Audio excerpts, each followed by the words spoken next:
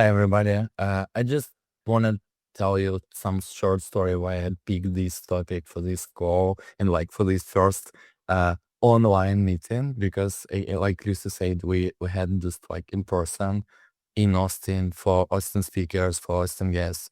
But then we say, okay, we need to do something online because of South by South, the biggest maybe event in Austin this week. And we say, okay, let's pick the topic. And topic, I guess, like remote. It's very cool because maybe I found this important experience for myself during the COVID, and I guess during the COVID, everyone just understand how it can handle not just maybe sales, but maybe all the management stuff, all the work, and how to work at home.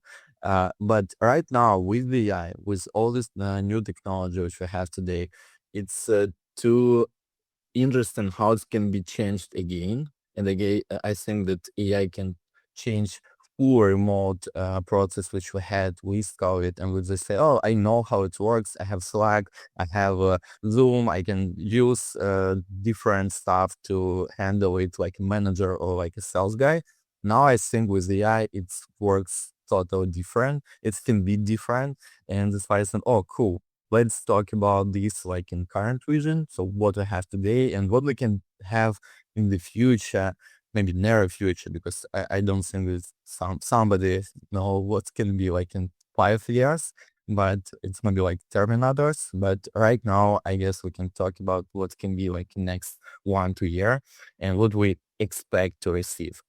And I have two cool, I guess, and speakers today. And I just give the option to tell about yourself, guys, directly, and just like mention that. Can you shortly say about like your experience and with sales and what you do? And second, how remote hit you and changed your approach for sales management and maybe for sales in general? So please, I want to introduce Ian and then, and I guess we can start, Ian, from you. Yeah, well, appreciate it, Val. Thanks for the introduction. That's maybe the second time I've ever been called cool, right? Which is pretty sweet. I think my 6-year-old son might have done that once, which is got to get those numbers up. Yeah, so I am an ex Palantir and Oracle sales and consulting leader that is currently focused on emerging technology, commercialization, go to market architecture, and of course sales. And obviously, remote has impacted myself and my teams tremendously. I think, especially as at the intersection of remote and the headwinds, I think probably most of us in this call are experiencing, there's some really fascinating sort of intersection. So, in terms of how it revolutionized, not just your day, but how you approach team building, right? How you approach accountability, how you approach interfacing with your clients and establishing a genuine, authentic human rapport, I'd say are probably the biggest points of emphasis for me. Ben? Yeah, hi everyone. Val, thank you so much for setting this up. This is an exciting topic and a great audience for being here today. I'm Ben Kinning. I'm the owner of SalesGeek here in Denver, Colorado. Um, Prior to being in SalesGeek, where I work as a fractional sales leader and a sales trainer, I have about 20 years of sales and operations leadership experience for organizations like Wells Fargo, Western Union, EF, um, where I was working with teams that were dispersed sometimes not only across the entire United States and having to manage sales teams across the US, but I've also managed remote teams across 15 different countries that were supporting over 200 countries. So adds a different level of complexity of supporting remote teams across the globe with time zone differences, cultural differences, understanding of work habit differences. So having to support that, I have a lot of knowledge and insight that I'm excited to share on this. And as Ian said, that there's lots of pros in focus of remote teams. I think they are going to become more and more common and continue to grow. But there are challenges when you're managing large teams or teams that are spread globe or even across the United States, because one of the challenges is how do you get everyone moving the same direction and working together and collaborating when everyone's so far apart physically. So excited to kind of dive onto this topic and answer the questions that you have. Cool. Again, if you have like, any questions for direct topic, just bring them in the chat, and I try to use this chat, and I can try to use them in the right way and ask for speakers. And let's start from processes, because I guess it's the first option, and maybe system which we need to change. And if we talk about differences, so for example, in one day we work together in one sales office, so like I have 5 sales people in my office, I can handle it, and I can see my room, I can talk with them directly every day, so it's fine. And next moment I just hire a new 5 in another city, or maybe in different cities, different countries. So what's the difference I need to do first for processes, for rules, for algorithms, for some rituals, daily, weekly, whatever? So yeah, please, what do you think about this? I'm sure Ben will have even more insights, but I think to me, it's a shared value system. That's probably the most important thing. I think accountability is probably chief among them, simply because folks on my team, or the teams that I've been on, the leaders that I've respected the most are hopefully the folks that have had some, positive opinion about me. Now that I'm evaluating myself at the highest standard, right? So they know that I'm not just gonna, like that old classic meme of leaders, like they're out front pulling the cart rather than, the person from behind. Like that actually is real, right? So I think that's probably first and foremost, just to know the rubric of how folks are going to be not just evaluated, but platformed and uplifted. I think that's a really important thing. Um, I also think in this day and age, and I'll just touch on one more thing. I'm sure Ben can fill in every other detail and far more, but is with the presence of emerging technology affecting how we sell. What I try to do is just very rigorously stay educated on that topic and continue to provide those insights. So if I am consistently providing folks on my team with the tools, knowledge, and experience to do their jobs better, usually there is a tit for tat where they do their job at a high level too. So I'm constantly like, how does a seller use Claude Code?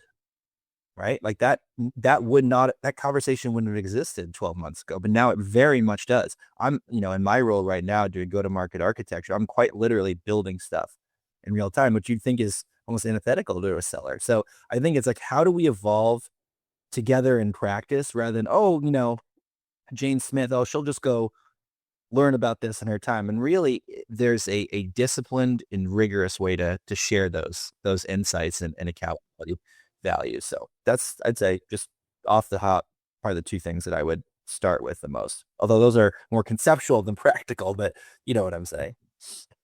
Yeah, but about Claude Code and about maybe AI, we'll talk a little bit later, more deeply. But yeah, Ben, your thoughts? Yeah, I what I've found that works best is if you are inflexible with the what, but flexible with the how. Mm. And what I mean by that is having very clear expectations of what is to be accomplished by when, and have everyone in the entire team, regardless of where they sit in the organization, regardless of the level of seniority they sit within the organization, everyone is very crystal clear of the expectation of what is to be delivered. So if it is a sales team, it is a target number that is, we need to hit a certain goal by end of year, end of quarter, every 6 months, depending on your sales cycle. That needs to be unwavering, and it needs to be talked about in every single meeting where everyone is very much aligned. This is the expectation. If it's operations, if it's regardless of whatever function that you sit in, just be very crystal clear that this is the expectation of what needs to be accomplished, and get everyone bought in that this is the target that we are all working towards. And then the how can be a little bit more flexible because everyone's going to have different ways that they want to approach hitting that target. And I think giving people the flexibility to try, fail fast, experiment, do other things. As long as we're communicating, we're sharing, we're identifying, hey, we're trying this one thing. It's working really well. Let's share it across everyone else in the team. Let's not gatekeep this information. And then how do we build better processes around that? So the way I've always kind of looked at it is if you're managing a remote team, you have an opportunity of having that many different trial and error attempts of different ways to approach things. And as long as there's a constant feedback loop and you're taking this and you're identifying what's working, and the only way that works too is if communication is ongoing. It doesn't work if people are just left on an island and you're not communicating with them. You need to be constantly in communication, and that needs to be in a way that's very approachable. You need to put yourself out there as, you can come to me with anything. I think so many times people are afraid to come to their leader, especially in a remote environment, because they're worried about being judged or viewed negatively, or how is this going to impact my career if something is brought up that maybe didn't go perfect according to plan. So you need to create that safe environment where communication can be vulnerable, be honest, be consistent, and feedback loops are constantly happening. And really connecting people to connect with each other. One of the values I found was identifying in the individual, like, hey, this person's really good at this one thing. I have this other person who's really struggling with this one thing. Let's connect them. Let's have them, even though they are not sitting next to each other, even though they may not interact with each other, being a leader in the organization is saying, how do we connect the dots of the people to communicate, to have those conversations, so that way we are all learning from each other and growing, even though we are sitting in different places. And how can you do it? So it's like you schedule some calls for them. So every week just talk you and like share your experience, or like what the way how to connect the dots. I think it depends on the scale of the team, right? So if you have, maybe 3 to 5 AEs and SDRs, right? I think that would be one pattern. If you have 40, 50, that might be another. Then you might be relying more on monthly table setting. Like, these are our core values. These are the milestones. And I think I actually want to touch on something that Ben said that I really, really strongly agree with, and just maybe take it, the baton a little bit, is obviously going from A to success, or A to your goal, is certainly not a straight line. As a matter of fact, often it's a maze. And there may be setbacks, and there's certainly going to be triumphs as you're all pulling in that direction. I think one key thing is celebrating those successes and platforming people that bust their butt with their teammates, and then telling that story and using that as an exemplar of future behavior. So it's not just, we're keeping each other accountable. It's this. I don't like teams that necessarily refer to themselves as families, because I think great teams can already accommodate what that role really means and celebrate, right, that value. So I think that's really important. But in terms of the frequency, I think for different roles, it's going to be weekly. For teams, larger teams, it's going to be monthly. And then usually, and now it's actually really interesting, because there's different things that you can do to platform the successes interspersed, as well as news and information. I think the leader now has more tools than ever, right, to, I think, cultivate a narrative of how the team is moving, right? I think all of us are so narrative driven naturally that if the leader in some ways sees a part of their role as being a storyteller of the team, right, but not of themselves, and selflessly, giving of themselves in that way, I think folks tend to, even if they're not conscious of it, naturally gravitate toward that. And that creates a culture over time, or at least that's part of what creates a culture over time. So you can say, oh, well, we should meet weekly. I think that's a little too tactical. I think it's more, how do you implement those values and philosophies that really makes a difference and impact on your team, and of course the clients as a whole. Yeah, but I guess it's like both sides. It's a discipline, it's culture, and you need to combine them and make the complementary. Okay, Len. Yeah, I love everything Ian just said. What you said about being the storyteller for your team just resonates deeply with me. I think that's such a powerful way to look at leadership for an organization. I'm just, think back of our own careers and things that you've done. When's the last time a leader has reached out to you and says, hey, you're doing such a really good job. Right. I want to take 30 minutes to an hour and just like share what's working for you. I want to hear all about your success and what you're doing that's working. And how can we highlight that and share that through the organization to highlight and spotlight all the good things that you're doing for this organization? It is a very, very rare thing that ever happens. And think about the impact that you're going to provide for the team, the morale, uh, the development of different people, where now they are learning and growing from each other, and it's really going to help grow the organization. I think sometimes leadership does get a little too tactical, where it's like, let's sit there and pound through the numbers and let's talk through the data and the statistics. But at the end of the day, a business is run by people. People do business with people, whether it's B2B, B2C.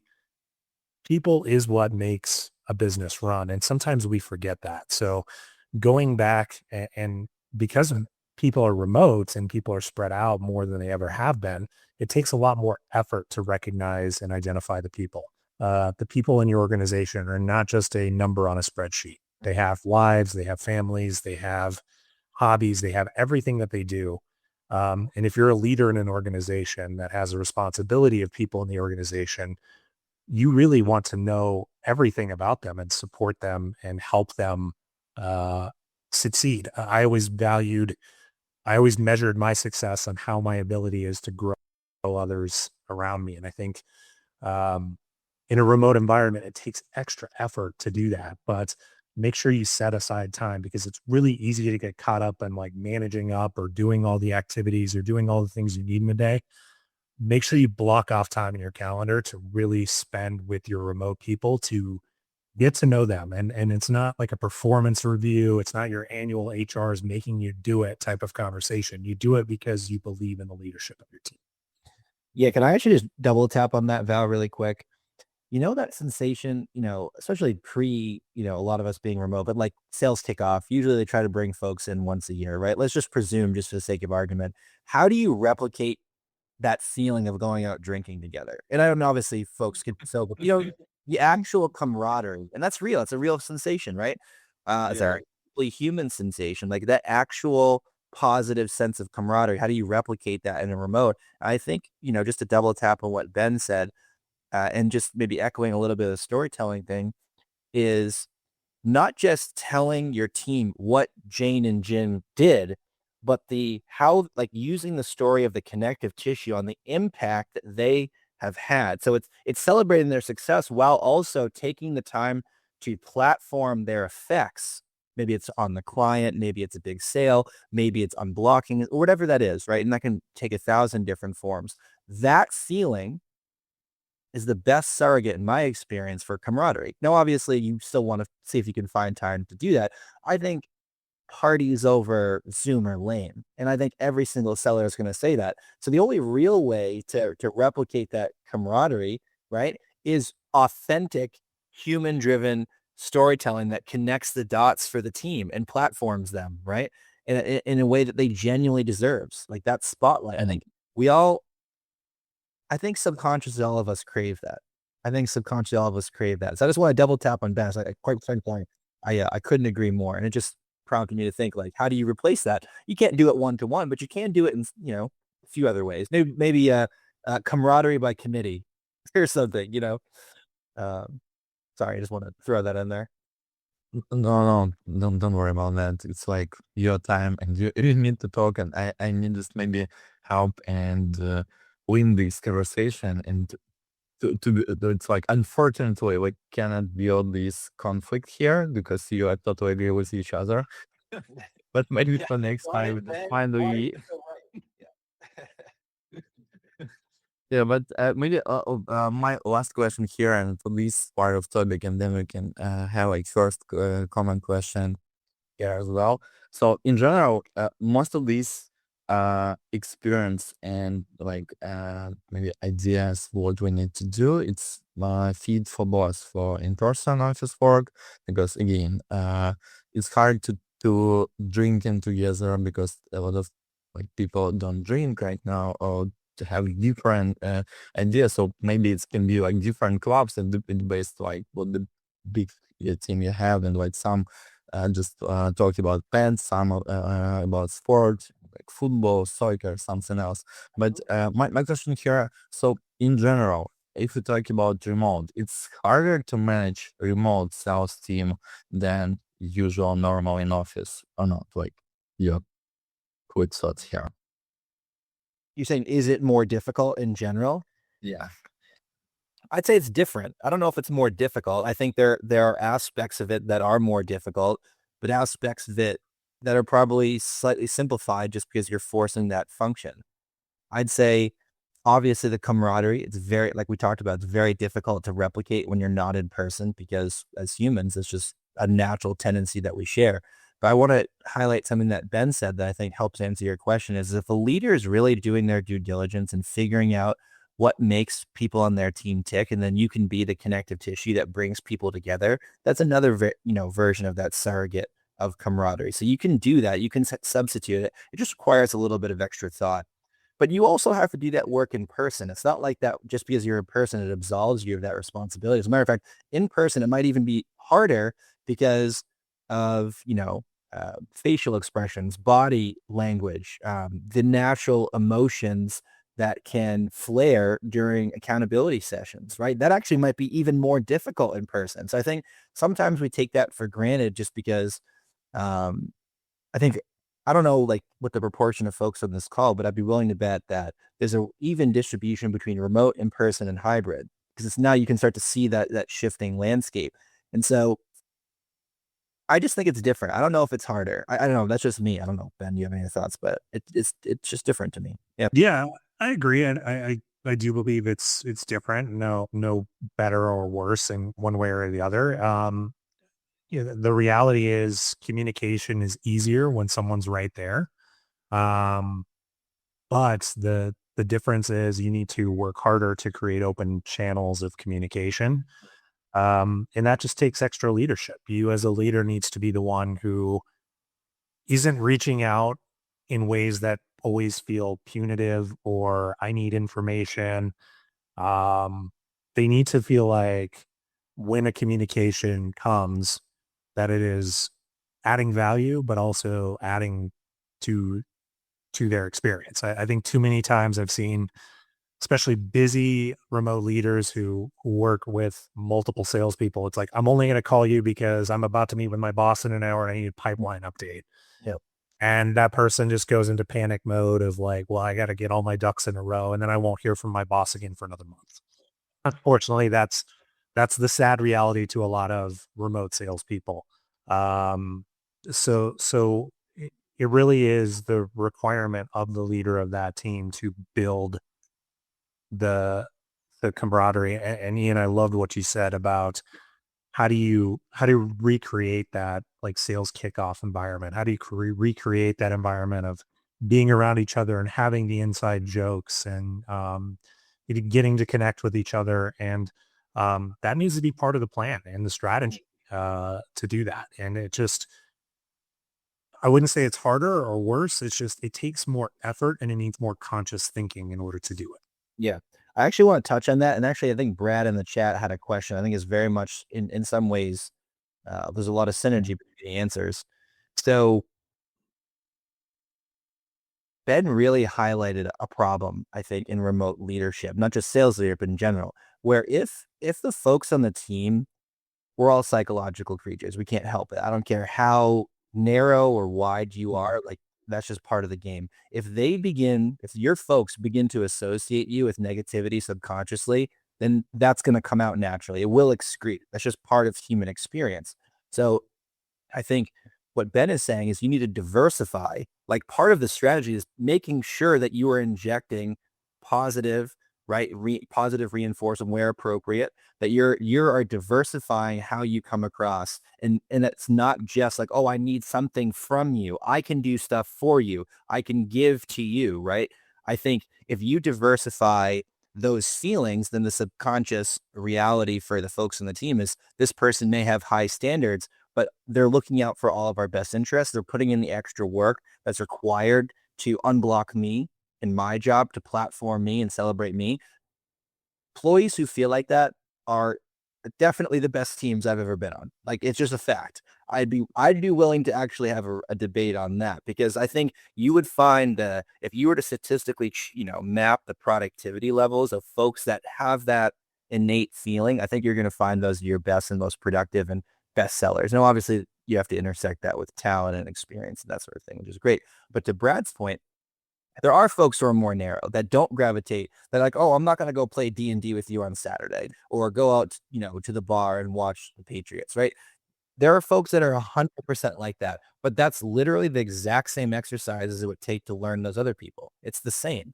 They are very narrow to their work. What they really care about is their work, and what they evaluate you as a leader are you good at your job? Do you give them what they need to be good at their job? And do you get the hell out of the way when appropriate and evaluate them fairly?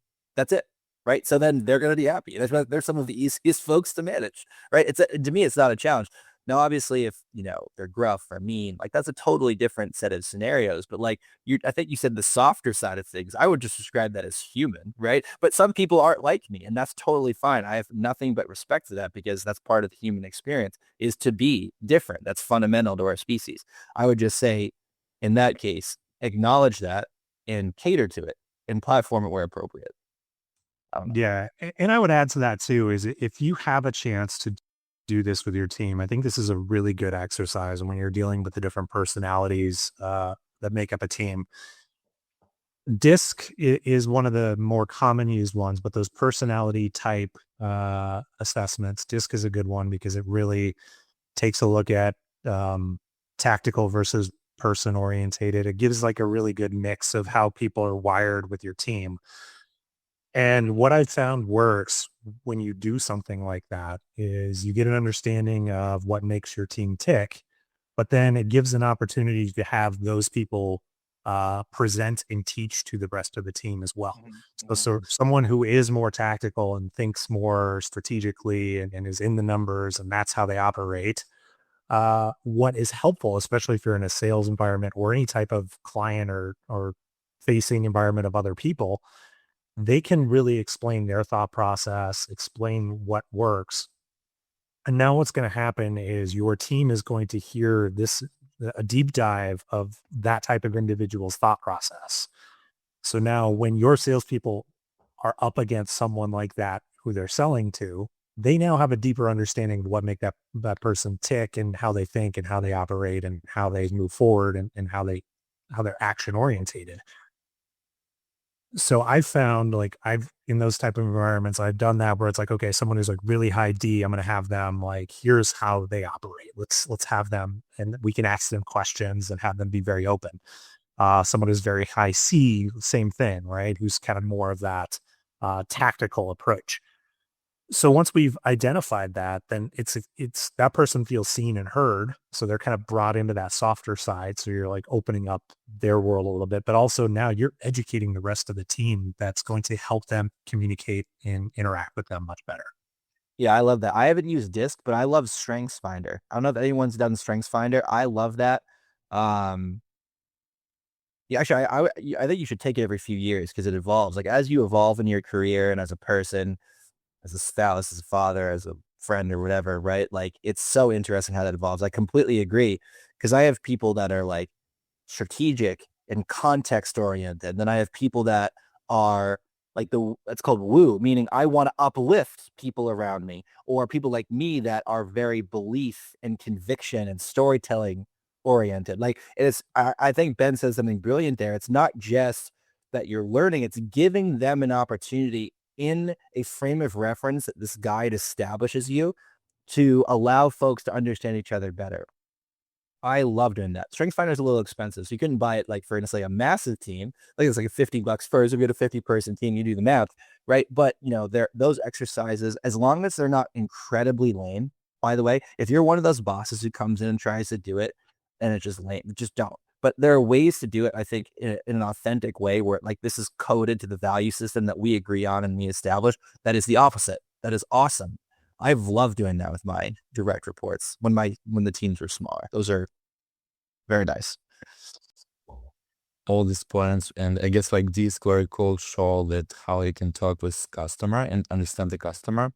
But to the same point, I didn't remember how I found the point that if you have salespeople, you sell them product and company, and they sell then this company and product for customers. So in this way, it works very cool because if you see not like how to control and manage your sales team, but how you can help, how you can serve them, how you can support. It's can works much better because you understand, oh, okay, I can give some independence to this guy. I can give some maybe I know like some benefits, emotional benefits for this one. I can give some additional responsibility for this one because he wants it, and it's everything play because then it works like a team organization when you just share some self-management stuff for the whole team and they're based in different countries, cities, and it can works cool. And maybe the last point here, and then we can talk about tech stack. But that idea that from my experience, remote works like booster for different evolution for sales teams. Because when I sit in one room with you, I just said, oh, I can control everything. I feel myself, then like I control it. So maybe we don't need to have CRM. Maybe we don't need to have some playbook because I can respond and answer for any question if you have them right now. So why I need to spend my time to prepare some this documentation and rules and again like maybe some culture book. But when you build the remote team, you're, oh, okay, I need to give something for onboarding. I need to have something for accountability, some reports, some questions, and it's much harder. And you start growing your sales system in general. So I guess it's like can be the cool benefit to company to stretch themselves. Let's talk about maybe tech stack which you use for these because we mentioned a lot of like different challenges here. So what do you use and what we can call like a minimum tech stack which I need to have today and maybe for some near future for build the cool remote sales team, which can be very transparent and efficiency. I think Ben's probably going to give a much more interesting answer than I, because I've worked in the enterprise environment. Like, it's more narrow. Obviously, you need a CRM. I think every seller should be my thesis, and I know this is going to come across as crazy, but do you guys remember like when AI came out and the move, and then I was at Palantir at the time, so I was probably biased, but the move was to make every engineer have at least some sales client facing ability, like the forward deployed engineer, like basically giving them sales, account manager, CSM value. Like that was the move. I actually think the opposite is true now. I think every high-end enterprise tech seller should have engineering capabilities and technical capabilities because the better you are at translating complex technical narratives to executive stories that are germane to their world, the better you're going to be because that's genuine and authentic. If you're not good at that and you're parroting a playbook, most seasoned executives are going to see through that in 2 seconds. Respectfully. So I'm not saying that you should pull a me. I started out as a coder, so I love Claude Code. I think it's the coolest innovation of the past 12, 14 months easily that I've used. But I wouldn't say they need that as part of a tech stack, but they should definitely be using AI to scale what they're doing. And I'm not saying using AI as a surrogate for your work. I'm saying take out all of the BS that's slowing you down and free up your time. Those are two fundamentally different concepts. And I can elaborate that. I just don't want to go on too long. So I think from a tool, I think it's less a tech stack and more of a tooling thing for sellers because a lot of the tech stack will get foisted upon them. Leader, it's like you're not going to choose between Pipedrive and Salesforce from a CRM's perspective, probably, unless you're like a founding leader at a startup. This is more like what are the tools and skills that I can adopt and ultimately develop that genuinely accelerate what I'm able to do as an enterprise seller, an enterprise sales manager. Those are really the things that I love digging into for sure. But Ben's probably have a much more diverse experience than I do. You're giving me way too much credit because I think you covered a lot of what I was going to cover. But I will say that the one thing that you framed that I 100% agree with, and a mistake a lot of organizations make is they develop their tech stack around what's going to make the life easier for the leadership team and not what's going to make life easier for Such a good point. people that are in the field. Yeah. So funny. Yeah. Yeah, use the joke, the old ivory tower is always solving the ivory tower problems and not the field or the customer problems. So that would be my priority number one. Is it's dumb to say this, but we have to say it. Ask the people who are there in front of the customers every single day, what do they want and what do they need? Sadly, that doesn't happen very often. Usually it's, some team of directors and VPs sitting in a boardroom somewhere deciding where do they want to spend their budget this year without ever doing any type of communication or feedback loop or identifying what's going to work best for their organization. So that's number one. Number two, CRM, absolutely a must have. But what I've found is salespeople hate CRMs because they always like, well, where's the update on everything? I'm like, well, it's right here. I've got everything memorized. I know exactly when my next follow-up and my this and that. And why do I need to put that anywhere other than Well, in Gmail, yeah. So I just like send the emails. I have all of them in my Gmail. So Google spreadsheets. And yeah. exactly? It's a spreadsheet. Shared your spreadsheet if you're lucky. Usually everyone's like multiple individual spreadsheets that no one's sharing with each other. No one is communicating everything. And the reason for that is CRMs have been labeled as this way to be big brother and keep an eye on everything that you're doing and managing your activities for the day.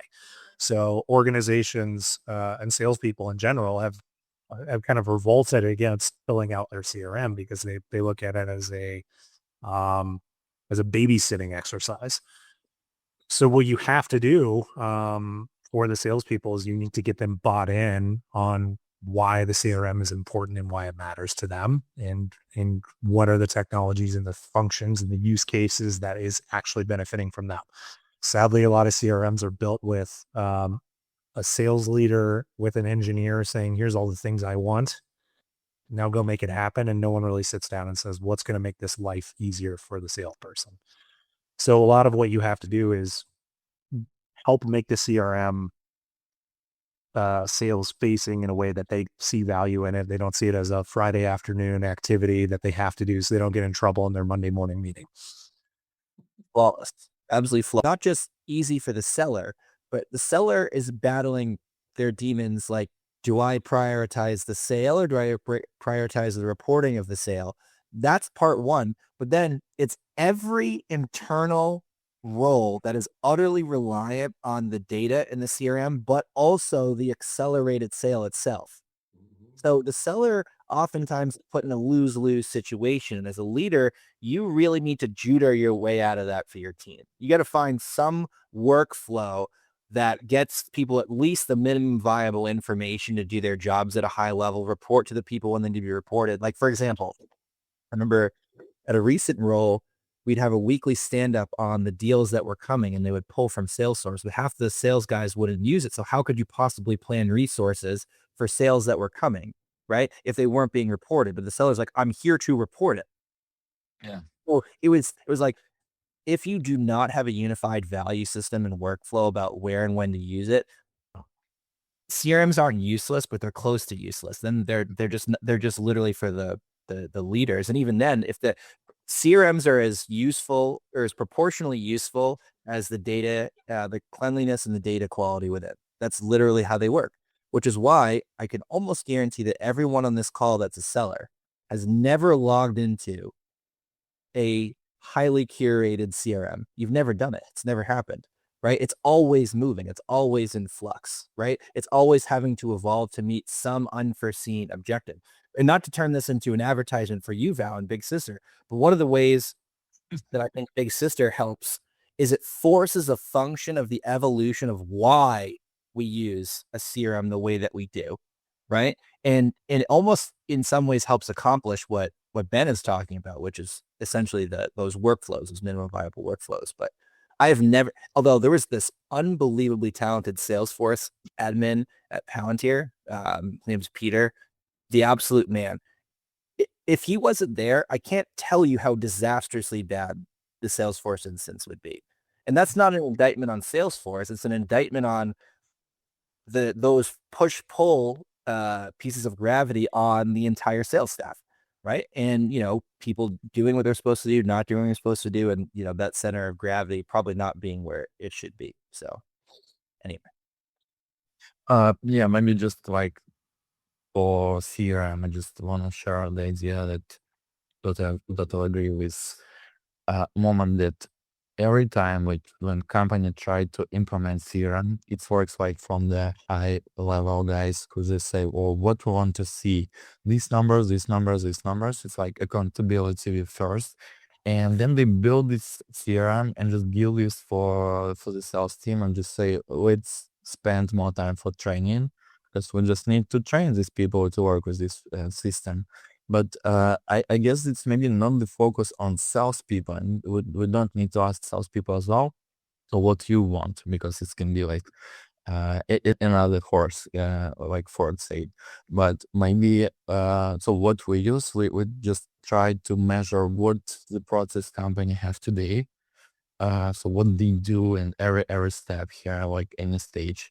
And second, we try to measure the ideal customer journey. So what customer prefer to see like buying process and help make this much simple, much faster, much easier for customer, and then understand what we need to implement in CRM because of customer, not like salespeople or some super smart people in our company, just like what customers needs and just simplify this process. And then CRM can works because then we understand, okay, for customers easy, and for sales it's understandable why I need to do this, because I not just fill the forms for my boss.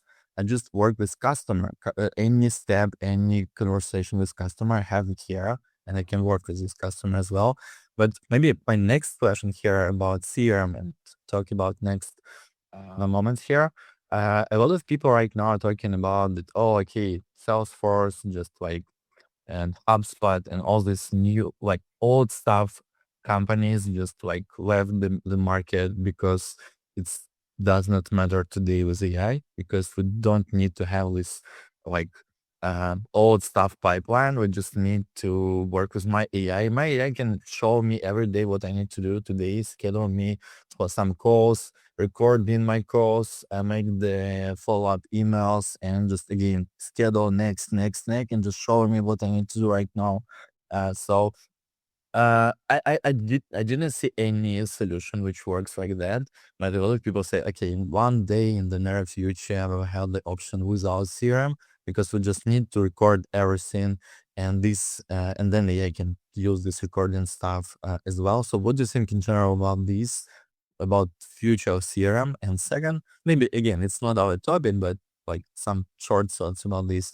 And then what else you usually use for recording data? Because CRM, it's like manual stuff, but again, dialers, phone calls, emails, messengers. So what else do you use here? The future I haven't really thought about, but I think the answer is probably as reasoning, artificial reasoning improves, CRMs are going to get more dynamic and reactive in real time to the shape of the business. Meaning, um, you know how I think, Ben said this, like the setup of your CRM instance is very leadership focused, right? There are way too many fields. It's crusty and it's just like, oh, it's not automated. I feel like the actual modules and utility and functions of your CRM are literally going to evolve with you as the business grows and, shrinks. Right. So it'll just be an experience that's properly shaped to you as a seller, you as a sales lead, you as a team, you as an organization as it goes, rather than being the organization is who has to conform to the CRM. I think the future CRMs are very much going to conform to the org. So unfortunately, that means fortunately, unfortunately, depending on if you're a shareholder or not, but the sales forces of the world are probably not going to adapt well to that. You kind of see that's where the game is going. Some of the innovators in the space, if you go to this big sales conferences, they're talking about that conceptually. I haven't seen it realized yet, although I'm certainly not on the bleeding edge of it. Um, I think tools like yours, Val, will help because they're going to force that function, because they're going to be, because the CRM is going to be, essentially proportional to the needs of the business at each layer, but only those needs, not the fluff. I think that's probably where sales is going to go. Um, I'll let Ben talk about the rest of it, but I think that's probably the future, just conceptually. Yeah.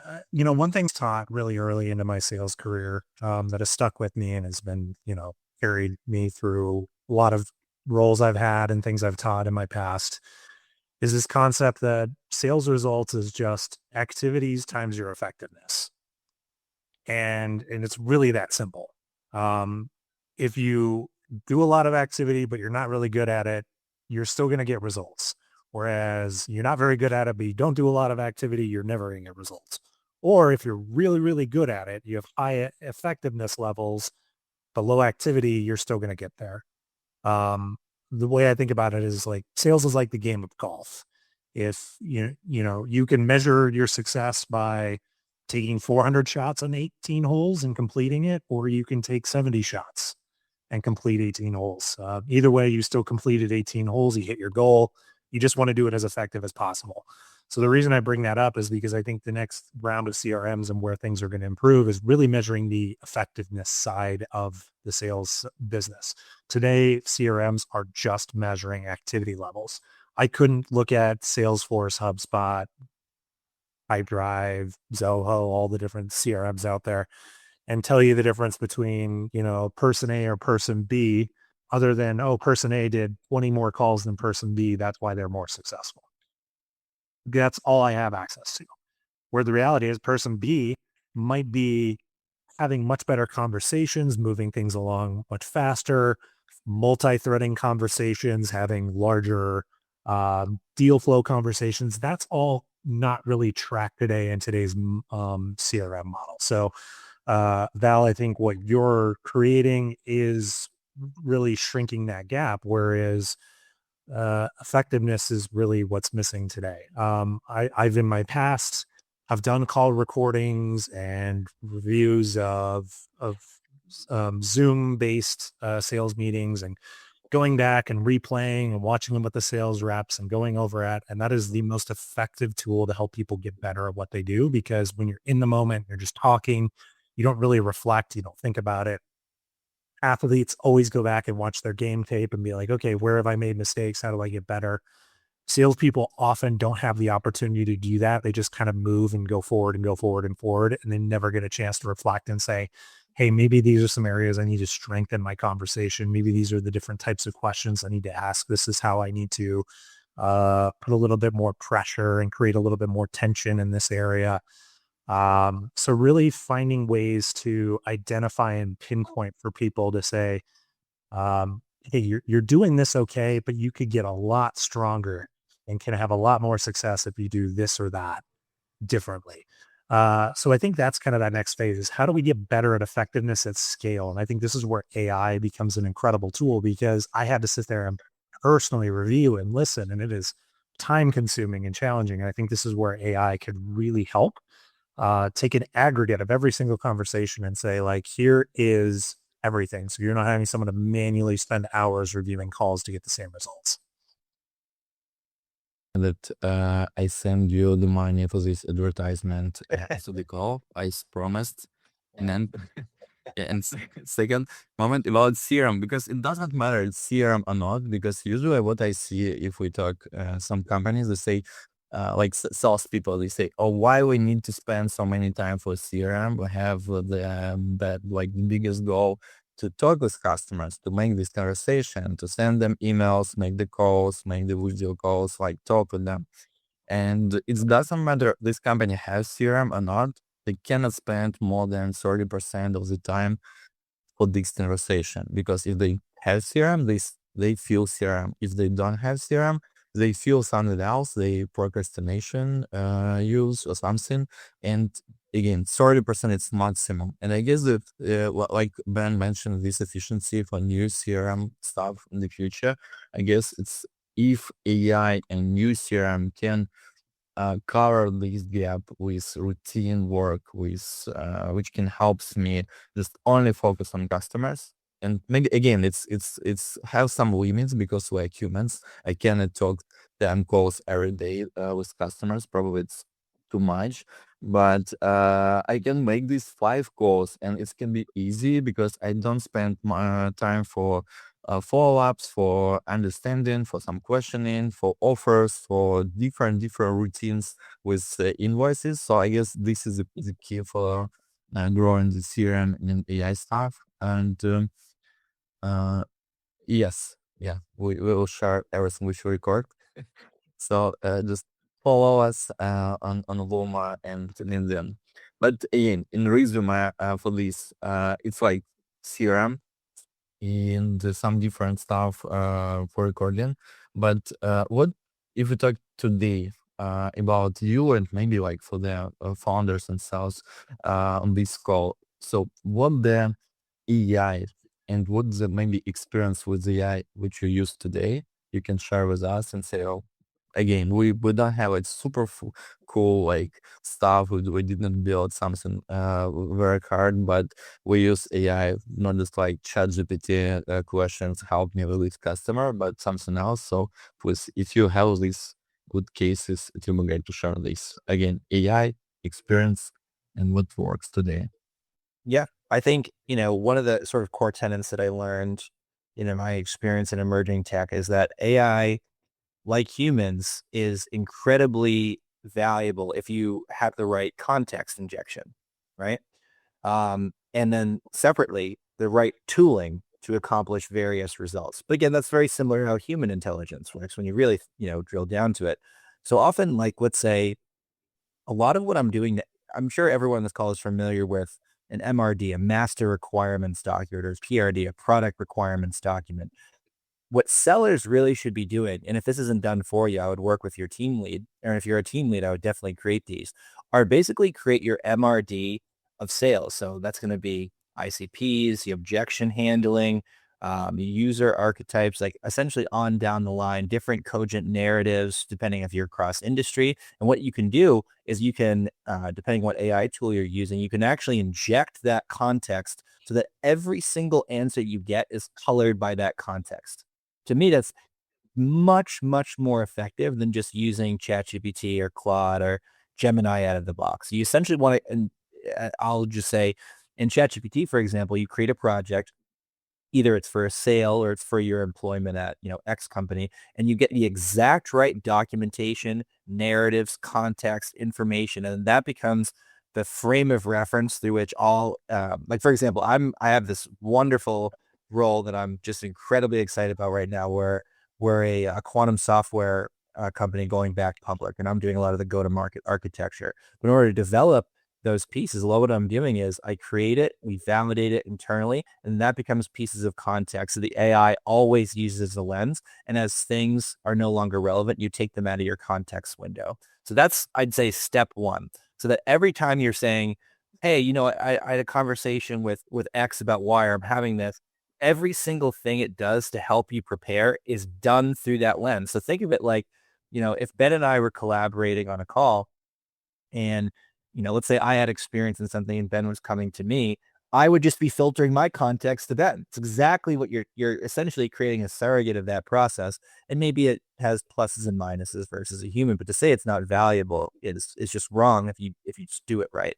That has nothing to do with like building bespoke little mini apps that might accelerate your workflow. It's a whole nother level. But just the absolute basic is context and tool injection to when you're creating net new artifacts for your prospects and your workflows. No question. Piggyback off that, I think that there's good use of AI and bad use of AI in sales. And unfortunately, I'm seeing a lot more bad use of AI than good use. And so I'll explain what bad use is. I think bad use right now is it's being used to scale laziness, and that is just ineffective. Oh, There's a lot of just generic automation based messaging that's going out there today. That's kind of a spray and pray approach of like, well, we'll just blast out 500 messages a day. And hopefully someone will say yes and wants to set up a meeting. And I think there's just a lot of noise that things are getting lost because people are just using AI for automation of menial tasks when it comes to top of funnel outreach approaches. I'm sure if everyone looks at their LinkedIn inbox, you probably got 10 sitting there that just hit you today of, we specialize in X doing Y. We help companies like blah, blah, blah, increase 30%, blah, blah, blah. Right. That's the same nonsense noise every company's using. But where I've seen that AI has been really effective is where top of funnel is where it's hyper personalized. For the first time ever, we've been able to do deep research and hyper personalize.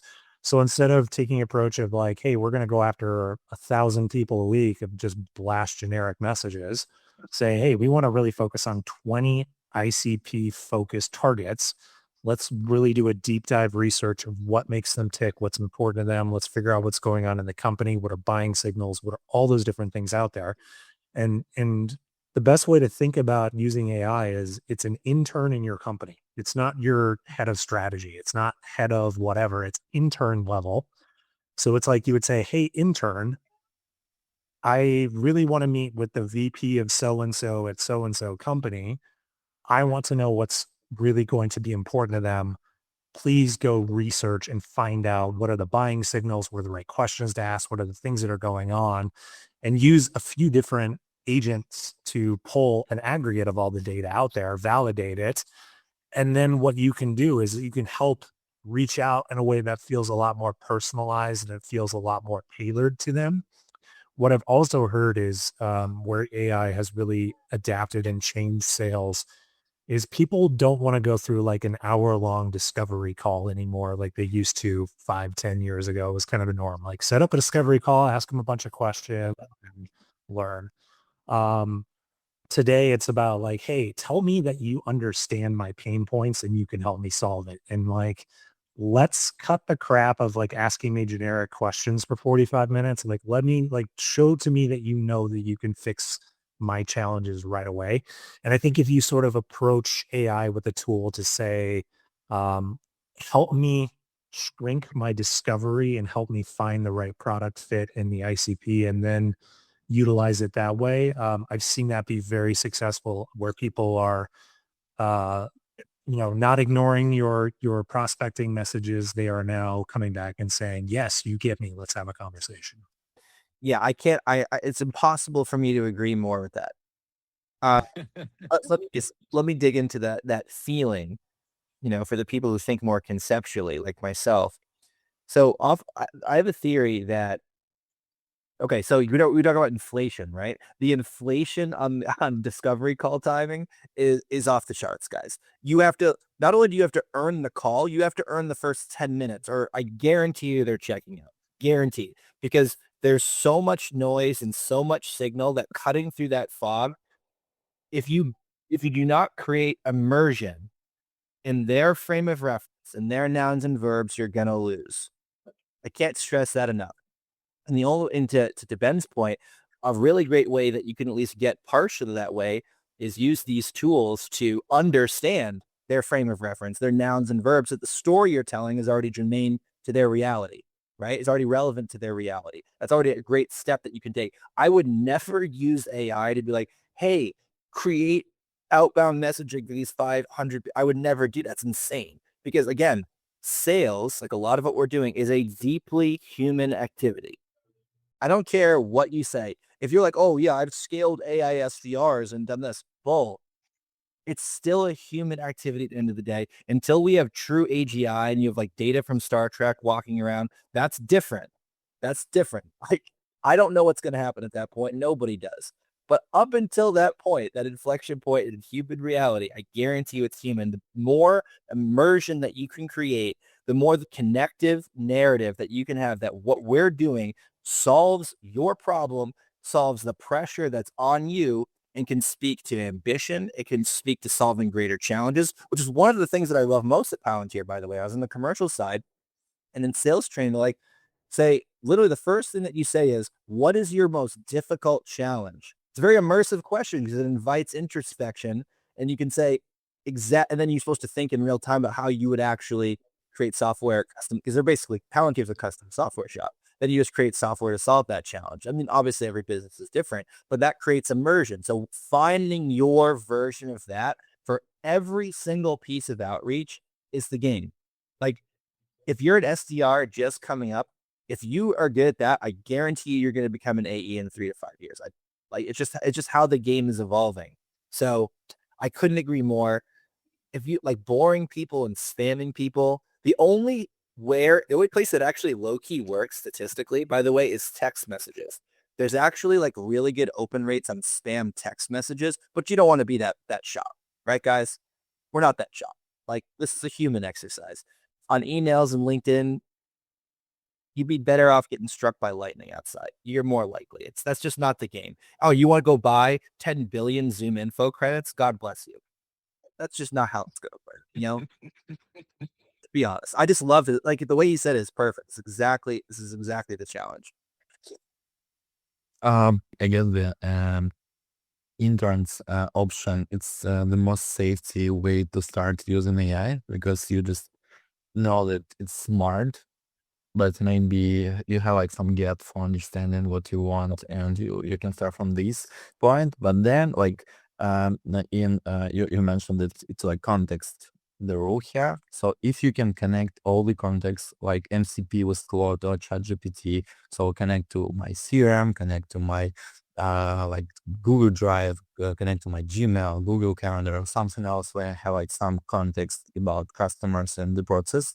And maybe the most important thing here, so if I have the rules, if I have the processes, if I have playbook, so I can start using it like some advisor or coach for myself, because this AI not just can help me with internship work, but also have the option to say me, wow, this is the wrong, because in your rules, you have this algorithm or this moment what you need to do, and right now just keep it. So it's very cool works, because before that you need to like use just only your memory and train all the team to control each other. But right now AI can have this level of control and just kind of like remind everyone if you do something wrong. So I guess it can be the next level of using it. Like kind boss would just help me and like lead me and help me improve my not just only skills or like habits, but also understand the whole way and maybe strategy for the company. And last my question here in general. So if we talk about like what we can do from next Monday. So what we can change in our processes, and based on how I can grow and how I can hire on board, train skills and grow the culture for my remote salesperson. So what first you think one, two things which I can do from Monday? So last your recommendation and please, yeah. Yeah, I mean, I think to look for folks on my team, the number one priority is authentic curiosity. That solves so many problems. Authentic, passionate curiosity is what solves a great deal of challenges. And obviously, I'm sure you could still be an a-hole and be curious, but like generally speaking, they're congruent, right? So to me, I think that is massive, because a curious person is going to dig into what is the best intersection of what we sell with genuinely solving our prospects challenge set, right? And they're going to dig into that, and they're not going to waste their time necessarily, but they're going to figure out what's the best way. And this is Ben's frame of reference, right? I think if I'm hiring, that's the number one thing that I look for yesterday, today, tomorrow, no question about it. So if you're looking for like one thing on Monday, if you're not already doing that, sussing that out, and there are different ways, different methodologies to do that. That's my number one. And for sure. I mean, we could go on and on, I'm sure, but like if you're picking one or two things, that's the one I'm picking, no question. If we're doing a draft, so the most important things. Well, first overall goes to Ian, authentic curiosity for sure. Okay. I love that answer. It's a great answer. It reminds me of the best interview I ever had with a salesperson ever. I think I asked her one question, and then she immediately turned it on me and asked me questions the entire interview. And I was like, she's hired. Like immediately just came prepared and like just curious and asking all the different things. And yeah, she ended up being a rock star, which was not surprising. So having that curiosity is spot on. That's such a good call out and definitely needs to be there. The other thing, if I was gonna be like, what's my next pick in the draft? We're gonna do this. Pick round one, pick two, Ben. Okay, so mine would be resourcefulness, because if someone who's in a remote based position, they need to be available to kind of like be a good problem solver and identify ways that works for them, right? There's a level of resourcefulness that someone is not going to hold their hand. Someone is not going to force them to babysit them and monitor them. Like they need to be a self-starter who is resourceful, who will find a way to figure it out because um, it's harder to observe others when you're remote. So the people who have this natural problem solving ability usually find a way to get it done. Fantastic second pick. Fantastic. Artistic even. Yeah, I mean, there's other values like being you're just genuinely creative because that means you can solve problems of different shapes. I gravitate toward builders just because I know that's my personality type. I love building things from scratch, but that's not always applicable. Some people just like following a playbook and moving in and out. And there are spaces for that. I love building. I love creativity, right? So that's my bias at a certain point. So I don't know if I would necessarily draft that, but being aware of what those biases are and making sure that you communicate that shared value system. So on Monday, right? Usually what I do in my interviews is it's not good cop, bad cop, but the first one, I just say, beyond sussing out what I'm looking for, I say, I want to know what you want to know most about what's going on because that tells me a lot. It shows how much they've thought, how much have they projected of themselves in that chair, making those calls, right? You're going to see that real quick when you start to ask questions like that because how much they know about our business model, how much do they know about what we sell, the software, the value, the ICPs. Every time I go into like when I was interviewing, I would know that stuff cold, like so much so it would be like, why do you know all this? It's just a 30-minute conversation, brother. Like you want to make sure that the people that you're cultivating have that in spades. So I'm sure we could have, an elaborate draft, but resourceful. Yeah. Yeah.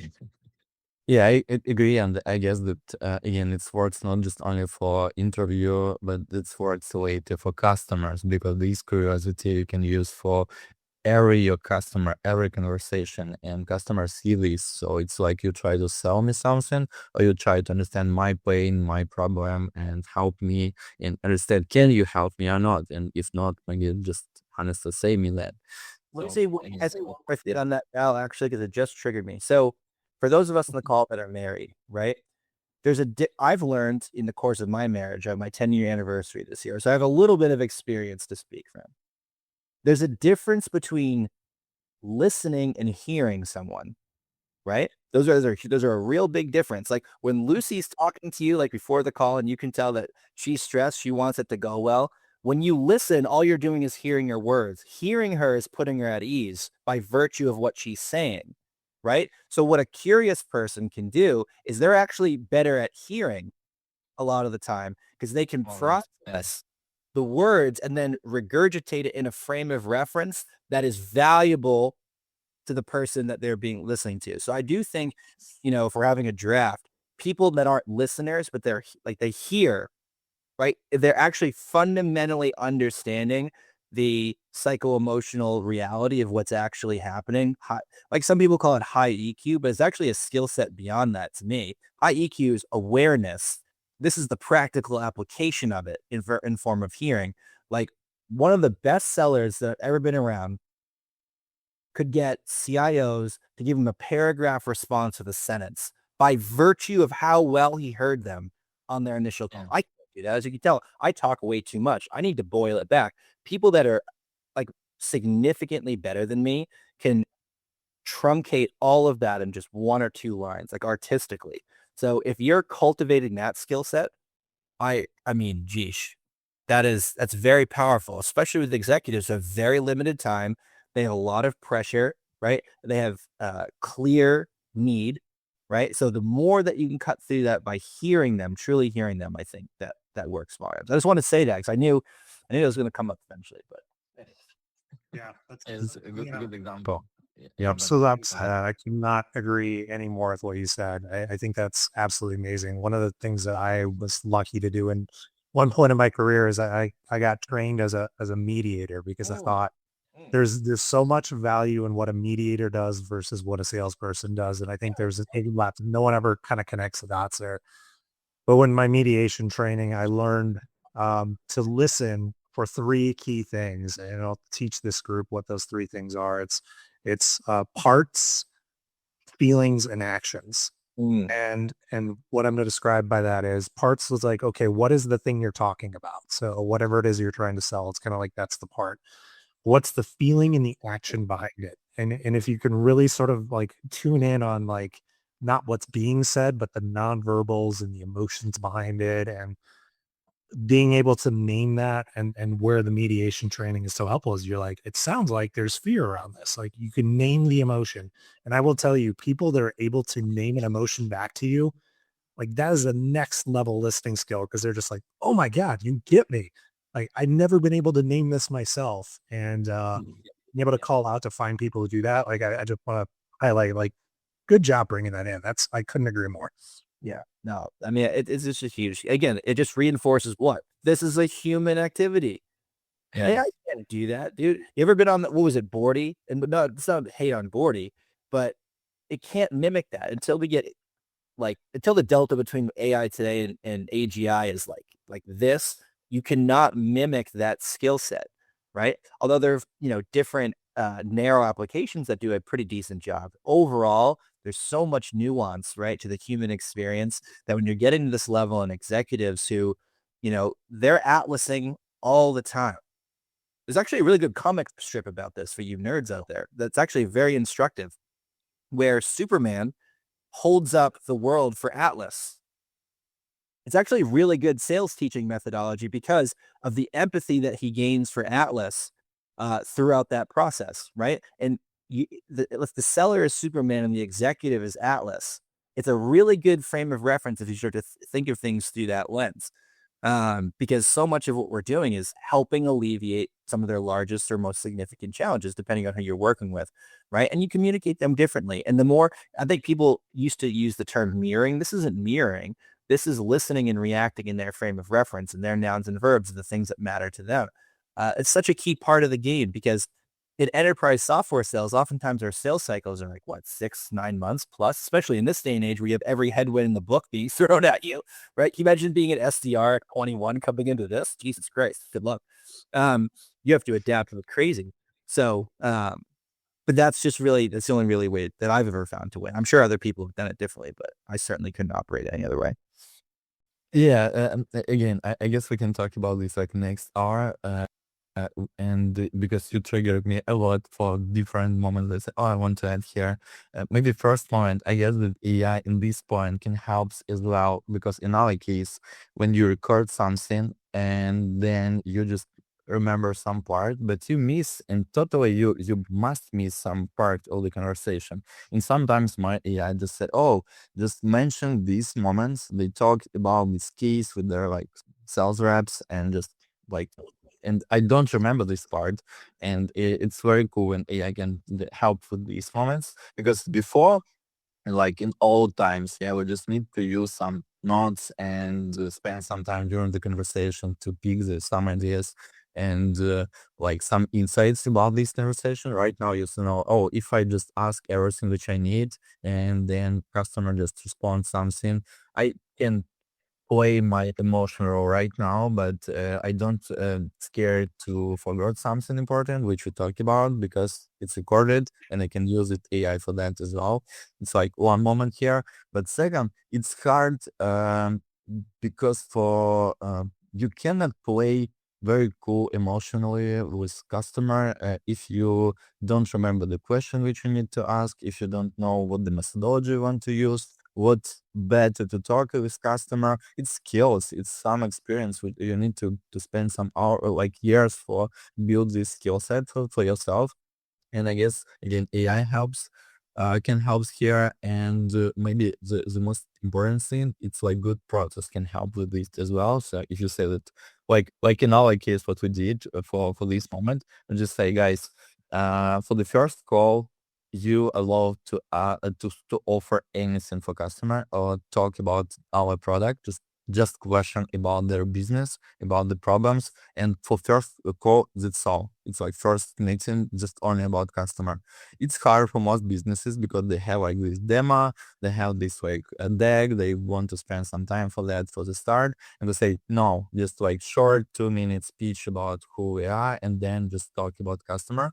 And second, we give them some like priority questions, like this is like your 8-10 question which you must ask during the call, but feel free to ask any additional questions about the response for the customers. And for people who just start this career, it helps because they don't afraid that, oh, if I in some moment I forgot what I need to ask next or what I need to do next. You have this like 10 questions. If you know that something must happen next, you just read next question.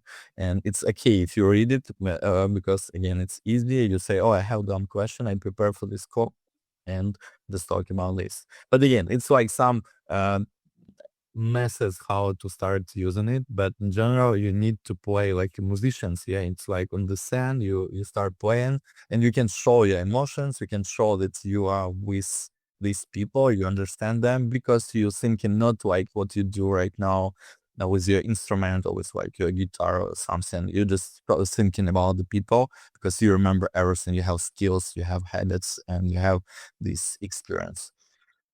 Cool.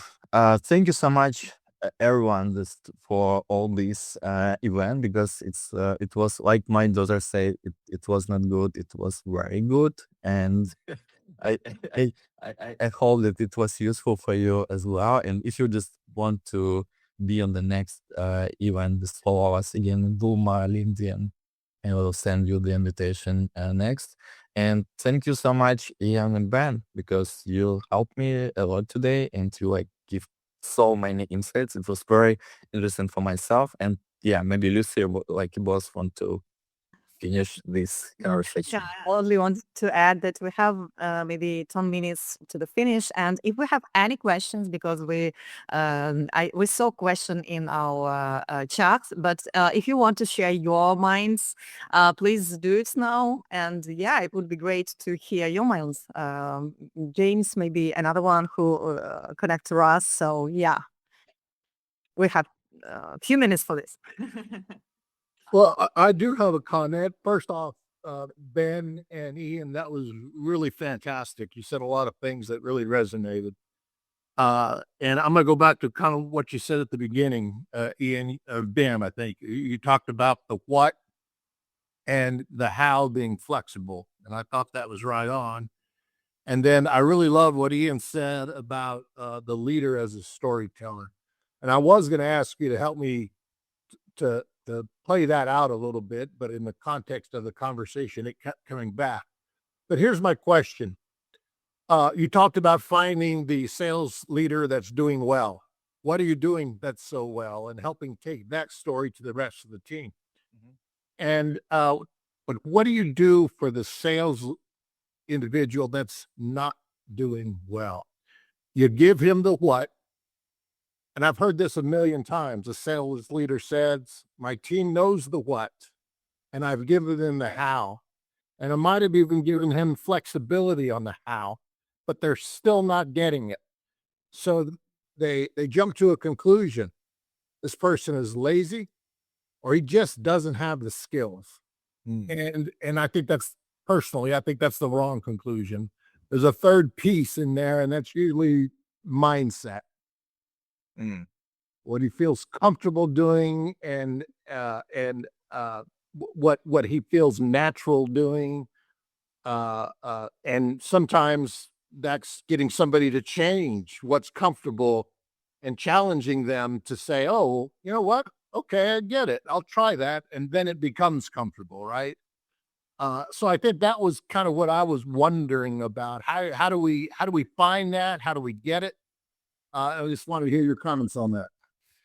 Yeah, I mean, I really appreciate the question, James. I think first and foremost, instead of rushing to judgment, just know that I've been that guy. Yeah. Hey, that's really neat. So I'm not coming at it from anything, any position that person, you know what I mean? So it's not like, oh, from on high, I commend thee. It's like, that's ridiculous, right?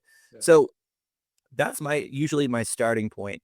And then I examine, well, are there rational headwinds or is it a skill set issue? Right. Sometimes there are headwinds in different deals in different quarters. I haven't really met too many sellers that are uncomfortable picking up the phone. So I'm not presuming it's either just a lack of, I think actually Ben's sort of spectrum of the golf analogy. You can hit 400 shots to 18 holes as long as you finish the 18 holes. I think in my career, it was maybe not realizing the fundamental underlying math. So Kobe Bryant, a lot of people think he's one of the 5 or 10 best basketball players ever. The advanced statistics say he was a volume shooter, meaning he shot a lot and scored a lot, right? Yeah. Whereas there are other people that were more efficient shooters and may have scored less, but maybe they did more on a per possession basis. So to me, I think a lot of sellers just do not understand the relationship between scale and effectiveness. I think part of it is if as a leader, you're not giving them that insight. Like, listen, if your current effectiveness rate is X, if your scale isn't Y, you're screwed. Right. Yeah. And then we can optimize for effectiveness as you always will over time. And then obviously part of what you'd be doing is helping them unblock. So I think, and then lastly, what you want to do is as you communicate those things, oftentimes I'm calibrating how I do it based on my understanding of who they are as a person. There are different levels. There are folks that desperately crave feedback. Desperately, always that's what they want. And there are people who are tremendously sensitive, right? Mhm. And so Yeah. ultimately what I'm doing is calibrating the truth of what I'm saying to their personality archetype so far as I can tell. And that's where I think, Ben mentioned DISC, I mentioned StrengthsFinder. It's like, to me, if your actual goal is to get a good result, then you kind of have to do those things. But if Yeah. your goal is to like hang someone else to dry, you can cut a lot of corners, right? And so we've all been in sales organizations, had sales leads who couldn't possibly care less about you as a person. But since I think that's antithetical to any high performing sales organization, I would think that human centered approach will find it, because again, I think a lot of it just comes down to like a lack of awareness. But there are folks obviously who maybe they don't have the skill set or are lazy. But again, the data is going to suss that out pretty quickly. So for the folks where that's not the case, it's really just an awareness and capitalizing on those skill sets over time and just moving in that direction. I don't know if they answer your question, James, but typically that's how I would begin it. Very much peers. I've been there, it's all like, we'll figure it out together, that sort of thing. Yeah, I think you said a lot of really brilliant things, Ian. I think number one, coming vulnerable to it, saying, hey, like your success is my success. We're in this together. I've been in your same shoes. Someone helped me get over the hump. I want to do the same for you, and kind of approaching it that way rather than, you know, you're in trouble. You better turn this around or you're on a pip and you're fired next. Like that's not going to work. So I love, and then the other thing you said that I really like is the personalization.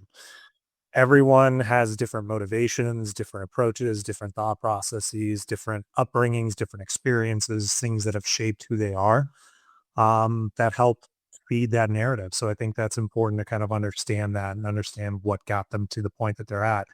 I think a lot of it too is, and something that isn't talked about enough in sales. And the thing is, every single salesperson, no matter how good you are, has some level of sales reluctance. It's just natural. There are some things that we feel comfortable doing and some things that we all just naturally feel uncomfortable doing. And we all sometimes will naturally gravitate to whatever is comfortable for us and then shy away from the things that are like, I don't like talking on the phone. I'd much rather text and email. This is a very common one.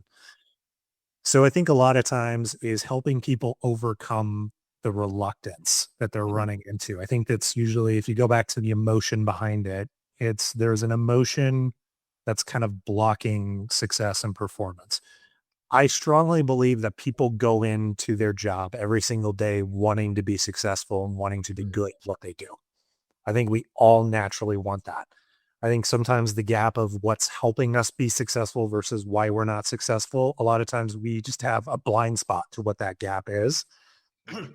And that outside perspective is such an important thing. And I get that some people are going to be very sensitive to feedback. So understanding some people are very coachable and like, yeah, tell me what I got to do and I will go do it. And others are like, I just want to figure this out on my own and trial and error until I come up with a solution. So I wish there was a one size fits all question answer to this, but it really is a customization of understanding deep down this person wants to be successful, and then your role as their leader is to vulnerably come to them and say, hey, your success is my success, and vice versa.